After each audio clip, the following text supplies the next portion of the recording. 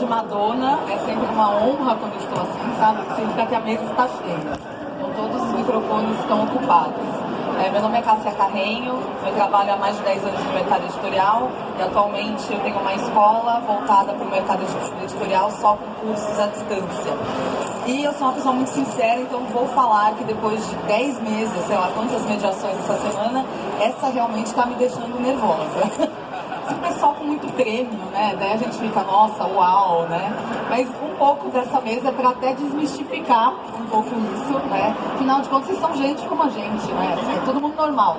Ou mais ou menos. Normal né? nem tanto. Normal não é porque é autor, né? Mas a gente tem aqui Aline Bey, Marcelo Maluf e José Almeida. Todos tiveram livros premiados. E eu vou deixar que eles se apresentem. Eu sempre gosto de deixar o convidado se apresentar, porque daí vocês podem dar o viés que vocês quiserem. E eu vou, já que a gente é uma mesa diferente, até agora eu fiz muita mesa com autopublicação, eu vou começar pelo fim. Eu quero que vocês se apresentem e me contem como foi a sensação de ouvir o seu nome quando foi anunciado o vencedor. Podemos começar na hora que vocês quiserem. Começa? Oi, gente, tudo bem? Boa noite. Meu nome é Aline. Eu sou escritora, eu tenho um livro publicado por enquanto, que é O Peso do Pássaro Morto. Mas antes de publicar eu escrevi por um tempo, bastante, assim, na época da faculdade, e até eu publicar foi quase 10 anos, mais ou menos, de processo de escrita de textos mais curtos, e começando a entrar nesse mercado e na literatura, com saraus, eu tinha um site de arte e cultura também, e antes de eu me tornar escritora, eu fui atriz. Me formei em teatro e em letras, mas primeiro eu trabalhei um pouco com teatro e isso me influencia bastante, assim, na minha escrita, no meu processo criativo, então é algo fundamental, que apesar de eu não atuar mais, é como se a atriz ela estivesse sempre comigo nesse processo de escrita e criação. E quanto ao prêmio, que o Pássaro levou o Prêmio São Paulo ano passado de autor estreante até 40 anos, eu nem consegui, na verdade, falar nada lá na hora, porque eu estava esperando que o nosso Caruso ganhasse, eu quase estava torcendo para ele, também somos amigos todos, né, que por isso estou brincando. Mas foi uma surpresa e eu fiquei muito feliz e honrada, até porque tinha gente muito boa, livros muito bons junto, então só de estar ali já era uma honra enorme e eu fiquei muito emocionada mesmo. Muito bem, meu nome é Marcelo Maluf. Primeiro eu queria agradecer o convite do pessoal da KDP. É muito legal estar aqui do lado de dois amigos já de muito tempo, não tanto tempo assim, mas a gente se conhece do meio literário. Com alguns eu até já tomei cerveja em bar, né? Mas tem histórias boas, então tem histórias boas, né? Agora, em relação ao processo, quer dizer, a minha escrita, ela começou muito novo, desde os meus, eu não vou contar tudo em detalhes, mas desde os meus, sei lá, 13 anos de idade, que eu sou apaixonado por literatura, como leitor, é claro, como todo mundo, e depois de pouco tempo eu já quis começar a escrever, então eu já risquei meus primeiros poemas, as crônicas, e isso sempre, eu morando numa cidade no interior de São Paulo, Santa Bárbara do Oeste, e isso tudo me fez ter contato íntimo com algumas pessoas, mas principalmente com as bibliotecárias da minha cidade, porque eu não parava de ir lá e de enchê-las pedindo livros e pedindo cartazes que ficavam de autores e tal. Então esse foi o meu universo que me levou para a literatura. Mas efetivamente eu só fui publicar meu primeiro livro, que é infantil. Eu escrevo livros infantis, escrevo livros para adultos, mas eu fui publicar meu primeiro livro só em 2008, ou seja, eu sou bem jovem, tenho 45 anos, então eu só fui publicar quando eu tinha quase 30 anos de idade, meu primeiro livro, que foi um livro infantil, que saiu pela FTD, chamado Jorge do Pântano, que fica logo ali. Em seguida, eu escrevi um livro junto com a Daniela Pinotti, que está ali, que é minha esposa, chamado Meu Pai Sabe Voar, que também saiu pela FTD. E aí, as coisas começaram a seguir. Publiquei um livro de contos por uma editora pequena, e só em 2015 que eu publiquei O A Imensidão Íntima dos Carneiros, que é o romance premiado, vamos chamar assim. É um livro que foi finalista do Jabuti, foi finalista da PCA e venceu o Prêmio São Paulo de Literatura em 2016, na categoria autor estreante com mais de 40 anos e não com menos. Né? Então, ou seja, eu só fui chegar naquilo que se chama literatura premiada, tal, com mais de 40 anos. E a sensação foi de medo, foi de tremor, foi porque eu ficava falando, você acha que eu posso ganhar, mas os outros também são muito bons e todo mundo aqui merecia ganhar e agora tal. E quando você recebe, ou seja, o prêmio só foi anunciado na hora, né? Eu sei que a Aline chorou bastante, mas tem vídeos. Eu não chorei, né? Não pelos olhos, mas depois eu fui ao banheiro e me limpei, tudo certinho. E deu tudo certo. E aí, quando eu recebi o prêmio, quer dizer, isso foi uma alegria gigante. Mas eu devo dizer para vocês que já estava aí há muito tempo e por mais que o prêmio, e não estou negando a importância de ganhar um prêmio, mas ele não é o principal, né?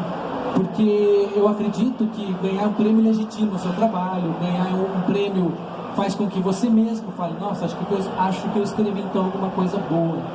Porque até você tem dúvidas, claro. E sempre vai ter dúvidas, mesmo depois de ganhar um prêmio. Estou escrevendo um livro novo e tenho dúvidas sobre ele. Agora, o importante, eu acho, isso não é de modo algum nenhum tipo de modéstia, mas é ter leitores. A ideia para mim é ter leitores. A busca é chegar no leitor. Como chegar no leitor? Como conquistar esse leitor? Como fazer com que as pessoas que conheçam esse livro como um livro premiado sejam leitoras desse livro e não só achem que o livro premiado é bom e aquele autor é interessante. Eu quero saber do que você leu, o que você gostou ou não gostou do livro.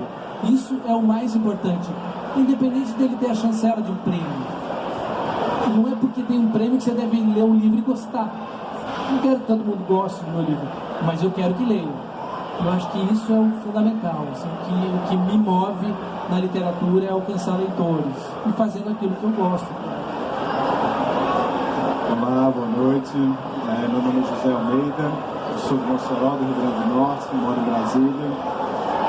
Queria agradecer primeiro o convite da Cássia. Para mim é uma alegria muito grande estar aqui com vocês, principalmente com nossos dois amigos aqui.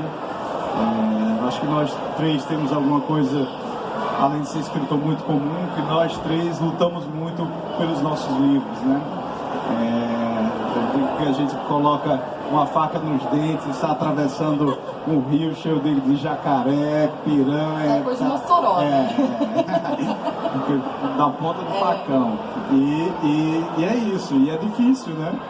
É difícil, porque você publica um livro, às vezes é premiado, mas os leitores são poucos, né? São muito poucos.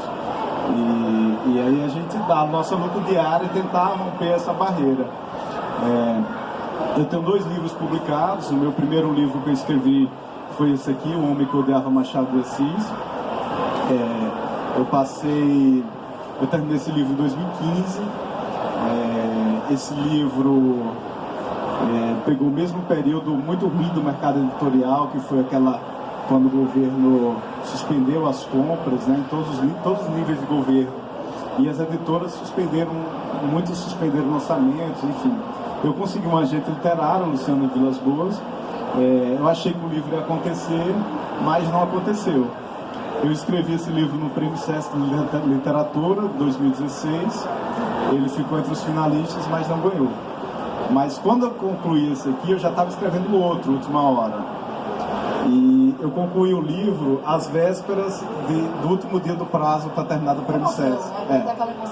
Minha esposa estava grávida do meu segundo filho, e ele estava para nascer, e eu tenho que terminar antes dele nascer. E eu não terminei, né? As últimas revisões foram feitas com ele no meu colo, no celular e fazendo as revisões. E deu certo, o livro ganhou o Prêmio Sesc de Literatura. É um prêmio muito importante para autor estreante, assim como agora tem um prêmio Kindle, né? Porque tira os autores do anonimato, né?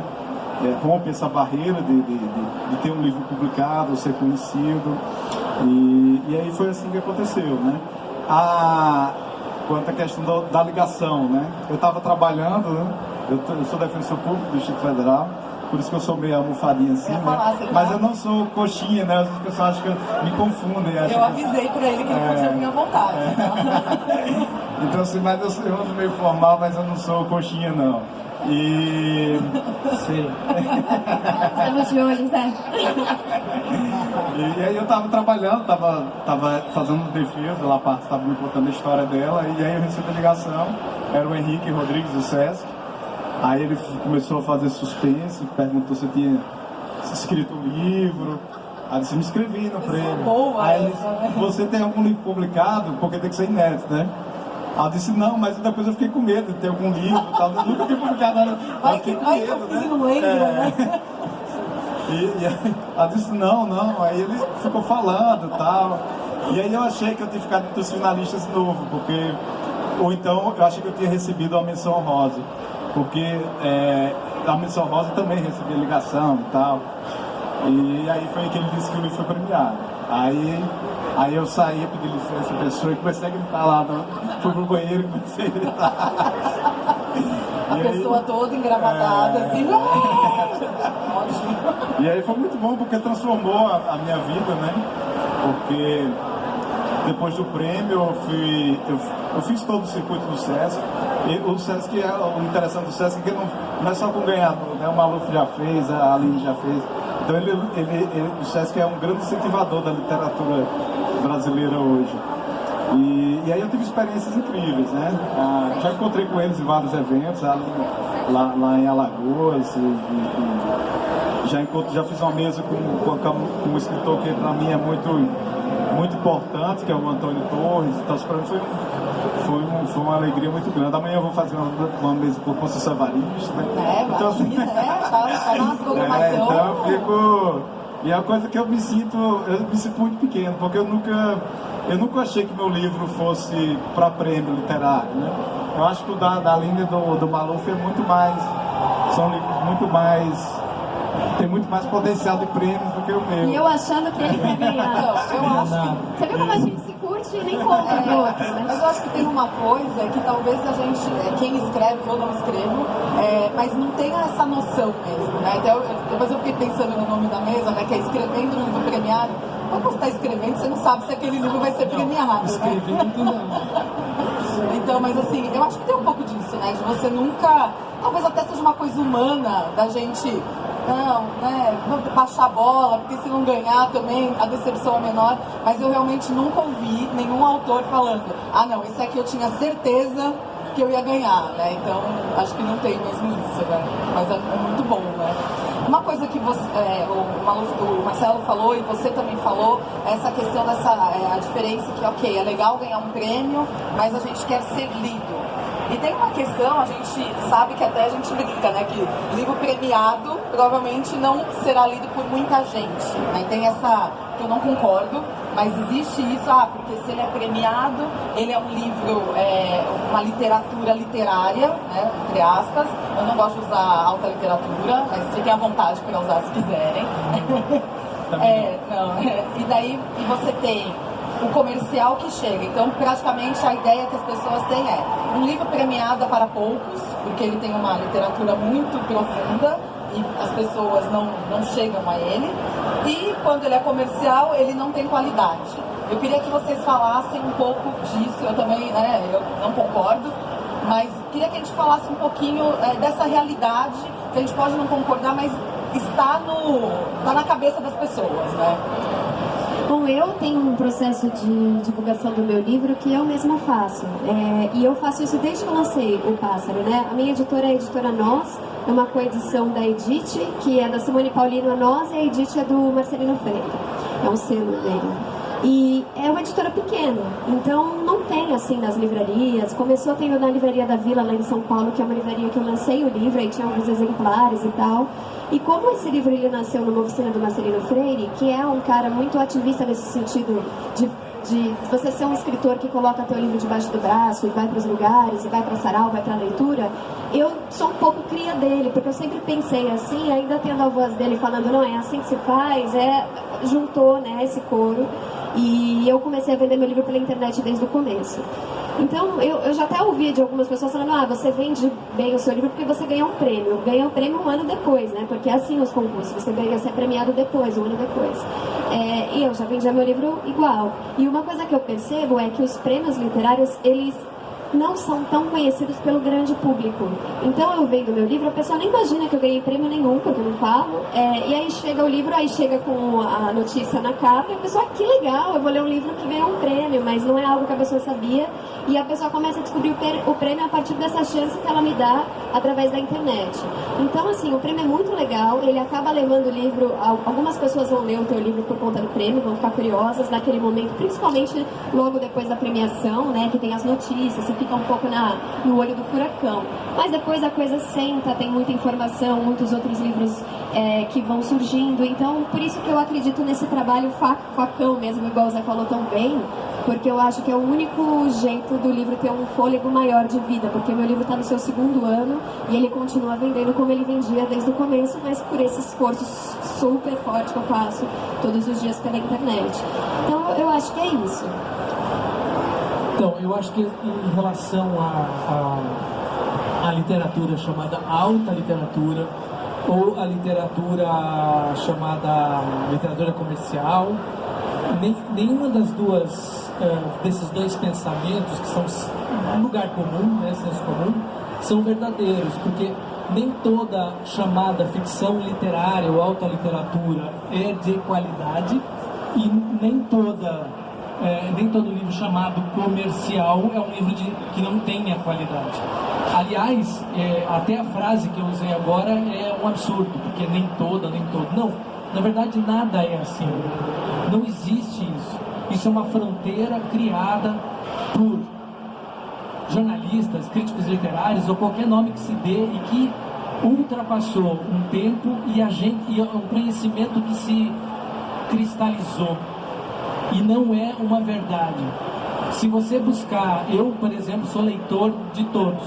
Então, eu escrevi um livro que algumas pessoas consideram ficção literária, mas eu sou um leitor de Stephen King, que é considerado um autor mais pop, etc. Eu amo Neil Gaiman. São autores que eu gosto, importantes para mim. Ray Bradbury ou outros autores que são considerados autores um pouco mais comerciais, que escrevem para vender. Então isso para mim é uma balela. Eu acho que boa literatura se faz em qualquer lugar. O que é diferente é o que a crítica colocou como verdade. Então, disseram que alta literatura é Kafka, Dostoiévski e Joyce. É verdade, excelente literatura. Mas quem disse que a literatura deles é maior ou melhor do que esses outros autores que eu citei anteriormente, Neil Gaiman e Stephen King, por exemplo? Não é melhor nem pior. Primeiro, são públicos diferentes e um modo diferente de escrever. O Stephen King, ele é tão bom quanto o Dostoiévski no que diz respeito ao que ele quer escrever. O Dostoiévski atinge o máximo que ele pode, porque a literatura que ele buscou escrever é aquela. O Stephen King atinge o máximo que ele escreve, porque a literatura que ele buscou é aquela. Eu vejo como um pensamento muito encurtado quando a gente fala de ficção literária, alta ficção, ou isso é a boa literatura, isso não é. Não me interessa isso. Eu acho isso uma besteira, uma balela criada, não sei por quem, que deve cair rápido, né? Eu escrevo com influência de tudo isso. Se por acaso meu livro for premiado e as pessoas falam, não, mas você escreveu alta literatura, e aí eu falei, tudo bem, você está dizendo isso, eu aceito o prêmio, tem um dinheiro bom, é legal aceitar. Agora, eu achei que era um livro que podia ter um potencial pop quando eu escrevi. Por exemplo, meu livro tem carneiro que fala, ele tem fantasia no livro, tem fábula. Eu achei que eu estava criando uma história que todo mundo pudesse ler. E eu escrevo para o leitor que não é um especialista, eu escrevo para todo mundo ler. Não, isso não significa aqui que eu esteja fazendo uma crítica a quem escreve livros experimentais ou para especialista. Pelo contrário, também sou leitor deles. Só que eu busquei na minha literatura escrever para todo mundo. Eu quero ser lido, então eu escrevo para todo mundo. Então para mim foi uma surpresa também, por um lado, receber o prêmio. Claro que eu adorei receber o prêmio, mas eu imaginava que o meu livro não teria esse perfil. Você entende? E agora as pessoas olhando, pô, se ele ganhou o prêmio, então tem uma parte que é verdade. Meu livro é de 2015. De lá pra cá ele não parou de vender. Inclusive agora está em e-book pela Academia, pela Amazon, e continua vendendo. Mas eu não sou o estouro de venda como meu querido amigo Felipe Castilho, que eu adoro e amo de paixão. Tá aqui chegando hoje. Isso, e que vende super bem, né? Não sou. Agora, se eu invejo ele na vendagem, claro, toda vez que eu chego perto dele, passa a mão antes de vender. Quero vender criança. Então, e é isso, mas também invejo ele pela literatura que ele faz, ele escreve muito bem. Tem uma frequência diferente da minha literatura? Tem. Mas não, sabe, esse tipo de coisa é um assunto que aí eu falo um pouquinho mais entusiasmado porque me deixa bravo. Assim, eu acho que uma coisa é uma besteira. A gente não pode entrar nesse... E eu acho que até pode ser uma coisa que limita muito, né? Até a pessoa que não lê, vou imaginar, eu não leio literatura, alta literatura. Então a pessoa, ela nem arrisca, às vezes, né? Porque ela fala, não tenho capacidade, então eu só vou ler isso aqui mesmo. E o contrário, porque a troca que é interessante, né? E ao contrário disso, a história da Clarice Lispector, que ela falou que antes dela ser adotada em vestibulares, as meninas batiam na porta da casa dela e amavam os livros dela. Foi adotada em vestibular, mas ficou difícil. E depois todo mundo falava que... Né, o João Baldo Ribeiro falou que não conseguia responder as perguntas a respeito do livro dele no vestibular. Então, ele falou, eu peguei as perguntas sobre o Sargento Getúlio, ele pegou as perguntas e ele não conseguia responder. Então, quer dizer, a literatura não é para isso, é para ser lida e interpretada e reinterpretada por qualquer um. O livro do José, o livro da Aline tem que ser lido por todos. E não é, se falaram para o seu leitor que você é alta literatura, o cara já chega com medo, isso só atrapalha o seu leitor. Você disse mesmo isso, antes disso, estavam vendendo, as pessoas estavam lendo o seu livro. Depois, legal, joia, prêmio, né? Circulou. É lógico que é importante, mas ficar no pedestal do autor premiado faz mal para a literatura brasileira em geral. Faz mal até para a mediadora, que fica com medo. Eu já participei uma vez de uma mesa, não vou dizer o evento não, mas uma pessoa da plateia falou alguma coisa de Paulo Coelho. E os palestrantes começaram a rir do coitado, do leitor, né? Coitado do cara que está rindo, né? Isso é uma coisa muito excludente, que faz muito mal para a literatura, né? O Pedro Almeida, meu editor, disse que se o mesmo livro, se ele botar o nome do autor internacional, ele vai vender 10 vezes mais, justamente por isso, porque o autor brasileiro tem a fama de ser uma leitura difícil, complicada, e afasta os outros leitores, né? Se você for pegar os escritores que hoje são os cânones, muitos deles eram populares, né? Os contos de Machado de Assis que ele escrevia, por exemplo, no Jornal da Família, eram contos que ele escrevia, ele sabia que o público dele era de mulheres, e as personagens femininas dele são muito fortes, porque ele pensava nas leitoras, né? Em alguns romances dele, ele fala mais leitora do que leitor, cara leitora, porque ele sabe que ele sabia que grande parte do público dele era de leitoras, e por isso mesmo a maioria dos personagens femininos dele são muito mais fortes do que os masculinos, né? Os masculinos são sempre uns babaquinhos, né? Vendido esse Machado, vendido. Sei não, acho que não tem futuro esse Machado, não. Se você for pegar, por exemplo, um livro Helena tem ganchos que ele deixa no final do capítulo para responder no outro, né? Aquela técnica de folhetim, né? Então ele deixa o gancho e tal, o pessoal chama de cliffhanger e tal. O Machado fazia isso no século XIX, né? Muito bom. A gente teve aqui essa semana, ainda tem mais 2 dias, que os bate-papos foram muito com autores autopublicados, e a maioria dessas acho que até agora não teve nenhum homem, teve já, que passou de autopublicado? Acho que amanhã tem um, mas a maioria é mulheres, né? Bom, como os leitores também. E elas escrevem loucamente, então a maioria ali publica entre 6 a 20 livros por ano. É isso mesmo, pode fazer essa cara, porque a autopublicação, principalmente na KDP, para você ter uma visibilidade, você precisa escrever muito, porque é uma leitora voraz, então ela termina um livro, ela quer ter outro. Então é uma produção muito diferente do tipo de produção que vocês fazem. E, de novo, não é crítica, não é comparação, né? É só a forma, os processos. Então eu queria entender um pouquinho de vocês, como que é o processo de vocês. Porque eu sei que é um processo mais demorado, que às vezes requer muita pesquisa, muito trabalho mesmo. Queria que vocês falassem principalmente do livro de vocês. José, se você quiser falar do atual também, que é o que está sendo lançado, fica à vontade. O Pássaro, ele foi produzido numa oficina de escrita, como eu estava contando para vocês, o Marcelino, né?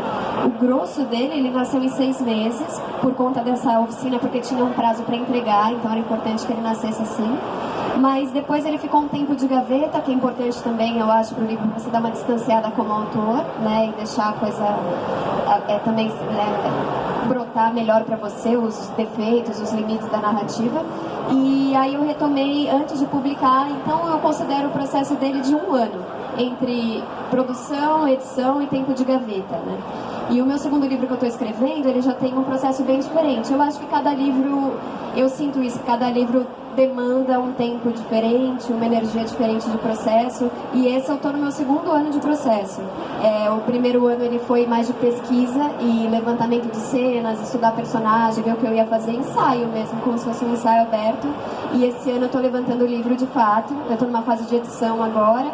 Eu acho que ainda vai alguns meses, então eu não tenho muita pressa, não me cobro assim, eu tenho que ter um prazo para entregar, até porque eu queria fazer o processo oposto do Pássaro, porque como ele nasceu com esse prazo e com essa rapidez, eu queria testar um processo que fosse mais lento, mais interiorizado, para ver como que isso se espelha também na narrativa. Mas eu não tenho essa demanda, assim, eu acho até que é importante o livro, não que é uma regra, né, mas eu acho que é importante o livro ter uma vida de alguns anos. Aí eu estava até conversando com o Zé no táxi um dia, acho que lá era na Flipelô, que eu acho que 1 ano de publicação, não que você não possa lançar seu próximo livro, enfim, eu acho que é pouco tempo para você trabalhar a divulgação do teu livro, como eu faço, por exemplo, eu faço muita divulgação, eu sinto que se eu deixasse só 1 ano de trabalho de divulgação, eu ia ser lida por 2.000 pessoas, 3.000 pessoas, e com o trabalho de 2º ano de divulgação, já estou na 10ª edição de um livro independente, que é bastante coisa, são 10.000 exemplares para um livro de editora independente, é bastante, né? Então, é isso, assim, eu me preocupo muito com o pós-livro também, então eu vou devagar no meu processo, eu quero amadurecer minha linguagem também, acho que o tempo é um bom, ele molda bem o nosso estilo, então eu vou indo com calma, mas é super pessoal isso, sabe? No meu caso, o Imensidão é uma coisa muito específica, porque ele se trata de uma história que tem a ver com uma história familiar, e o mote dessa história eu fiquei sabendo algum tempo depois que meu pai faleceu. E meu pai faleceu em 2001 e, sei lá, 1 ano depois, algum tempo depois, eu encontrei com o meu tio, irmão do meu pai, e ele olhou para mim e disse assim: você precisa saber de uma história que o seu pai morreu sem conhecer a respeito de seu avô. E a história era, meu avô é libanês, né? E você sabe o motivo real pelo qual o seu avô veio do Líbano para o Brasil? Eu falei, não, meu pai dizia que ele veio tentar a vida e tal. Ele falou, não, o motivo real eu vou te contar, e o seu pai morreu sem saber. O meu avô viu os 2 irmãos dele, mais velhos, serem enforcados, assassinados na árvore do quintal da família pelo exército turco. Durante o final do período do Império Turco ali. Então, ou seja, meu avô não suportou ver aquilo, meu bisavô não suportou ver aquilo, então pegou o filho dele mais novo e enviou para o Brasil, com medo que isso acontecesse com o filho dele também. Isso é bem resumo, eu conto melhor essa história no livro, ele está à venda por aí, vocês podem baixar aí Depois você dá até o endereço. Dou até o endereço. Agora, o que eu quero dizer com isso? Então foi em 2001, 2002, para encurtar a história, foi só em 2015 que eu publiquei. Só que nesse período, e eu comecei a escrever o livro, de fato, 2012, 2013. Antes eram anotações, coisas que me passavam pela cabeça. Eu tinha muito medo de pôr essa história, de trazer essa história, que era uma história que mexia muito com uma árvore genealógica familiar, que mexia muito comigo, que fez com que eu entendesse muitas coisas a meu respeito, a respeito da família, que fez com que eu compreendesse, inclusive, o que era contar uma história e se eu devia ou não contar essa história que meu avô quis deixar para debaixo do pano. Eu resolvi contar a história do meu avô, traindo inclusive, talvez, o desejo dele de manter essa história em segredo. Mas eu sabia que isso fazia mal para toda a família, então eu falei, eu vou contar essa história, eu vou pôr essa história no mundo.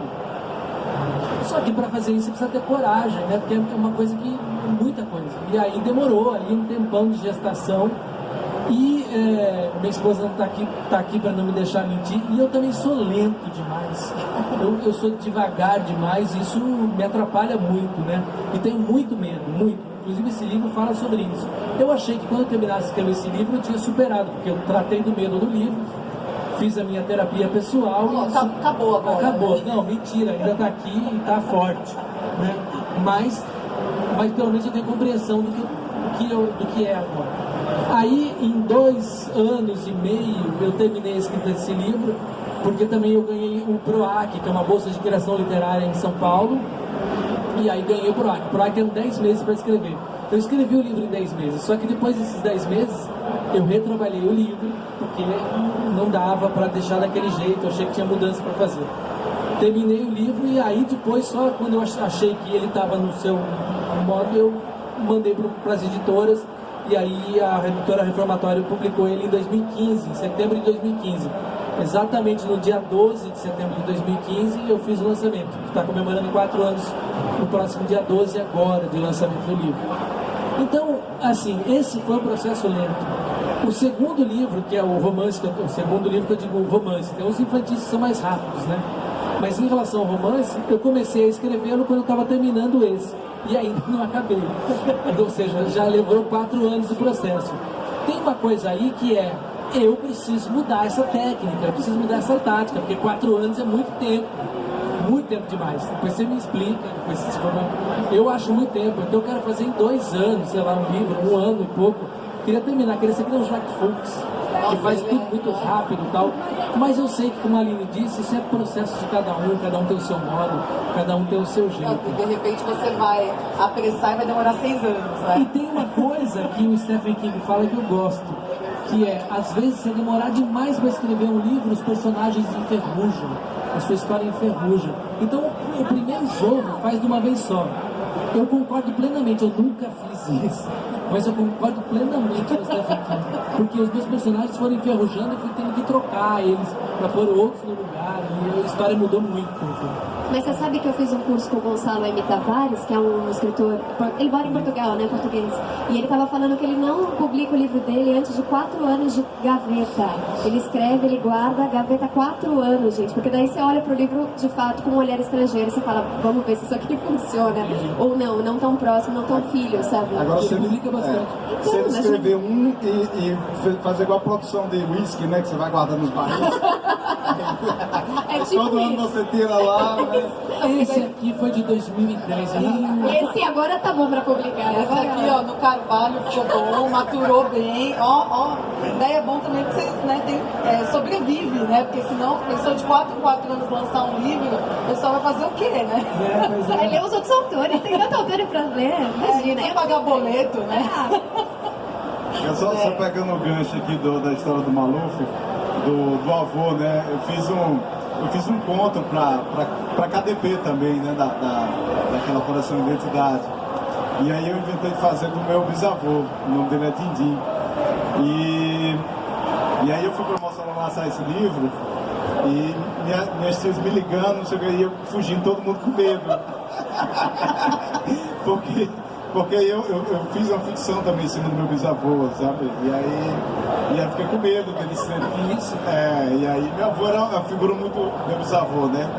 Ele era uma figura muito respeitável, sabe? Porque ele passava o dia inteiro. Quando eu me lembro, ele morreu com 104 ou 105 anos. E desde que eu tenho na memória dele, ele passava o dia inteiro com a perna cruzada assim, com o cachorro do lado. Deu certo. Deu certo. Então você não precisa ter muita pressa. Muito bem. Fica tranquilo, vai no seu tempo, Zé. E ele passava o dia afiando a faca. Não. Aí minha avó mandava vir da Cobal. Que antigamente as frutas eram em caixa de madeira, né? E ela empilhava. E ele passava o dia afiando a faca, e aí eu flutuando assim, e o cachorro passava o dedo do lado dele. E tinha uma mística dentro da família que ele era muito perigoso, que ele era cego de um olho, e ele tinha, coitado, do bando do Lampião, então tinha aquela coisa de cangaço, aquelas coisas dentro da família, né? Quem não tem, né? E aí eu inventei uma história e minha avó não podia... todo mundo tinha medo de falar alguma coisa da minha avó, porque ele qualquer coisa ele queria matar a pessoa, né? E aí eu faca afiada. E aí eu queria a história, depois eu me arrependi, porque eu fiquei pensando, eu fiz e não pensei que a pessoa ia ler, né? Aí eu recebi a ligação da minha irmã dizendo: ó, minha tia tá querendo falar com você. Ela tem a faca. Ela herdou o facão, tá lá já. E aí eu desliguei o celular, não atendi, porque... E aí fiquei sem falar, mas vou esperar eles esquecerem, né? Pra eu voltar. Muito bom. E como que é um pouquinho como foi o processo? Esse aqui, como meus livros, os dois e o que eu estou escrevendo agora, são romances históricos, eu passo um tempo primeiro pesquisando, eu vejo quais são os fatos históricos que eu quero colocar no livro. No caso do Machado de Assis, foi meio difícil porque o Machado tem uma vida muito burocrática, né? É uma vida meio parecida com a minha, né? Assim, meio sem graça, né? O cara passa o dia, vai pro serviço público, vai pra casa, passa na livraria, toma um café e tal. Então assim, não tem muita coisa pra tirar, você extrair uma história dali, né?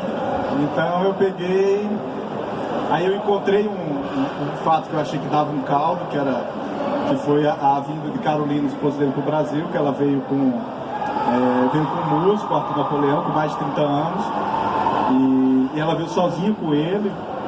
Ela conheceu o Machado de Assis aqui no Rio, e aí eles se casaram, e esse músico foi o padrinho do casamento. E esse músico deixou um livro de memórias e disse que ocultava esse capítulo do livro de memórias dele para não ocultar a alma de Carolina. Aí eu criei toda uma história em cima disso. Aí eu criei um personagem que teve um caminho de vida que se encontrou muito com Machado de Assis, só que de origem muito diferente. O meu personagem é um aristocrata e Machado de Assis é um agregado, né? Então assim, eles vão se encontrando e vão brigando a vida inteira, né? Até que meu personagem completa 15 anos, Machado vai trabalhar na tipografia do Paula Brito, e meu personagem vai para Portugal. E lá eles conhecem Carolina, se relacionam com ela engravida dele, e aí ela perde o filho e ela vem para o Brasil com Arthur Napoleão. Meu personagem depois ele volta para o Brasil e encontra Carolina e Machado de Assis casados. E aí desenrola o livro. Né? O filme, né? A pessoa já tá pensando que é Amazon Prime, né? Séries. Vai dar. Mas tem uma coisa que eu me preocupo, né? Falando dessa coisa de alta literatura e tal, que eu acho bobagem, mas eu me preocupo com que quem for ler meu livro possa ler, independentemente se ele saiba ou não, ou da biografia do Machado de Assis, ou da história do Brasil. Então eu faço com que ele tenha uma história que se sustente sozinho, como ficção. E aí essas questões históricas e tal, é uma outra camada. Então quem tem algum conhecimento de história do Brasil, da vida do Machado de Assis, da obra dele, vai ter uma outra camada de leitura, mas quem também nunca leu também vai conseguir ler uma história somente como um triângulo amoroso ali entre o meu personagem, Carolina e Machado de Assis. Agora quem tem uma história, quem conhece mais a vida dele, vai perceber uma intertextualidade do meu livro com a obra de Machado de Assis, por exemplo, com as questões dos preconceitos que o Machado sofreu por ser mestiço, enfim. Vocês três têm uma questão interessante da linha com estética, né? Então você já começou no primeiro livro quebrando, colocando em versos, né? E até é um estranhamento, né? Quando você pega o livro e começa a ler, você fala, oi, né? O que é isso aqui? Não estou entendendo. Maluf, você falou essa questão de colocar a fantasia como uma coisa autobiográfica, né? Uma mistura. E você tem uma ficção que parte de do ponto histórico, de uma não ficção. Vocês acham que isso é um ponto importante para livros que se destacam? Assim, não é que você inventou a roda, mas tem ali uma coisa que é um pouquinho diferente do que a gente vê dentro dos outros daquela categoria. Como que vocês enxergam? Como surgiu essa ideia? No meu caso, o jeito que eu escrevo, ele não nasceu exatamente com o Pássaro, ele já vem de uma investigação anterior, né? Mas ele era um problema para conseguir editora, porque como é um estilo que não se define nem como poesia e nem como prosa, ele fica aí em cima, né, do muro, os editores, eu ouvi até de uma editora grande, quando eu estava me reunindo para começar a tentar publicar o livro, antes desse concurso da oficina, que poesia não vende, então eu tinha que decidir se eu queria prosa ou poesia, porque se fosse desse jeito as pessoas iam abrir, iam achar que é poesia e aí não ia vender bem. Então, assim, na verdade não foi algo que me ajudou, pelo contrário, eu tive que bancar bem o que eu queria, porque de outro jeito não ia acontecer. Por isso que eu achei que essa oficina de escrita, que era um concurso, que foi o primeiro que eu ganhei, né, o prêmio que foi a publicação, era legal, porque se eu ganhasse esse concurso, eu ia publicar exatamente do jeito que eu queria publicar, e eu não queria fazer nenhuma concessão, eu queria publicar como eu queria. E eu não estava pensando em prêmio, eu nem sabia que existia prêmio, a verdade é essa, eu estava escrevendo com os meus amigos em sarau, eu fazia sarau na rua, eu tinha meu site de arte e cultura, eu não ficava pensando na literatura contemporânea brasileira. E aí eu li esses caras, mas era tudo, eu li esses caras, mas eles eram de outro planeta pra mim. Então, assim, eu só não... Daqui a pouco vai todo mundo se transformar. Então eu acho não está no mapa, bem igual a Bacurau. Bacurau.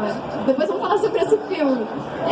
Mas eu acho que também essa falta de querer pertencer ou querer acertar ajuda, porque é um desprendimento também. Eu não tinha nenhuma pretensão com o livro, eu queria publicar ele.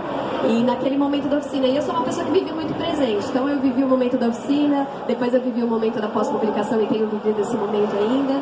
Então é assim, não me ajudou não, eu tive que bancar, foi pior que... Isso foi muito pior, se eu escrevesse de uma forma mais tradicional, seria mais fácil. Eu acho que, no meu caso, eu posso dizer que tanto o realismo fantástico, a fantasia, enfim, sempre foi alvo das minhas leituras, das minhas melhores leituras. Então é uma influência muito forte para mim. Assim como eu li também outros autores que tinham uma carga mais realista, sempre gostei. Então eu sempre passeei pelos diversos autores e sempre tive ali. E sabia que as histórias que eu queria contar passavam por isso.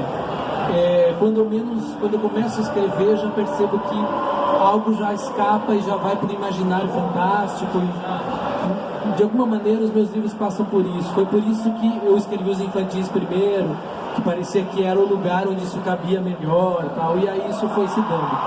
Mas eu acho que, até para completar o que a Aline falou, eu acredito que numa coisa que o Neil Gaiman fala, na verdade, que tem uma história, tem algo que é só você que pode contar. Eu fui contar a história que só eu podia contar, ou pelo menos do jeito que eu poderia contar.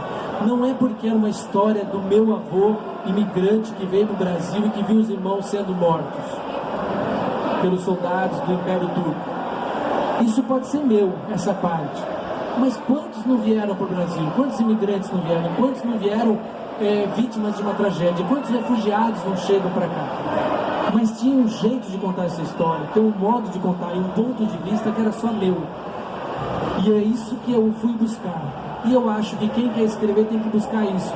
Qual é a sua história, o que você quer contar e mergulhar nisso. Não importa se você vai escrever um romance de suspense, um thriller psicológico, um romance policial, uma ficção científica ou o que chamam de ficção literária. Busque aquilo que você quer contar, não escreva aquilo que você acha que deve ser escrito, porque dizem que é isso que está vendendo, ou porque os seus amigos, o círculo de seus amigos, que será que eles vão pensar de mim? Esquece os seus amigos, esquece o mercado e mergulhe na história que você quer contar.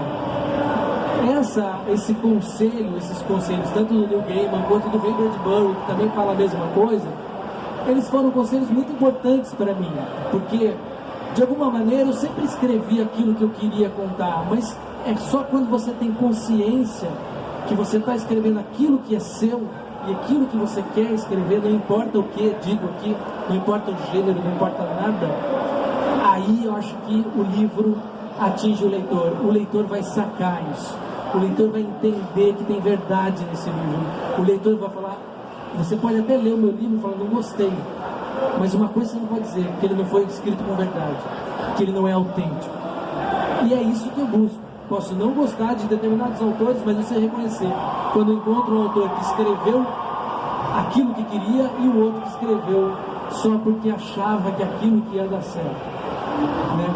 Então eu acho que essa verdade chega e ela acaba sendo de alguma maneira reconhecida, seja por poucos leitores ou por muitos leitores, mas a busca é essa, na minha opinião, e de alguma maneira acho que é isso que tem em comum, talvez, os nossos livros, não sei. Falo por mim, mas acredito nos meus colegas, piamente, posso ajoelhar aqui, mas enfim, e tem tantos outros autores por aí, você vê que todos que dizem que agora o meu livro foi, você pode buscar lá embaixo e falar qual a verdade que você contou aí, por que chegou no leitor. Aplausos para você. Obrigado, queridos. Obrigado, de novo. Muito obrigado. Agora, famoso, hein, Manu? Venham pra cá. E agora até sossegou, porque à tarde tem a barraca do beijo, e o pessoal fica gritando, beija, beija. É assim, é uma loucura. A gente começa a se beijar aqui, Vamos, é carnaval. E é no dia errado, né? Desculpa. Me empolguei com o beijo. Desculpa não, isso é legal. Eu tô vendo ali, né? Tem uma barraca do beijo. Barraca Né? do beijo.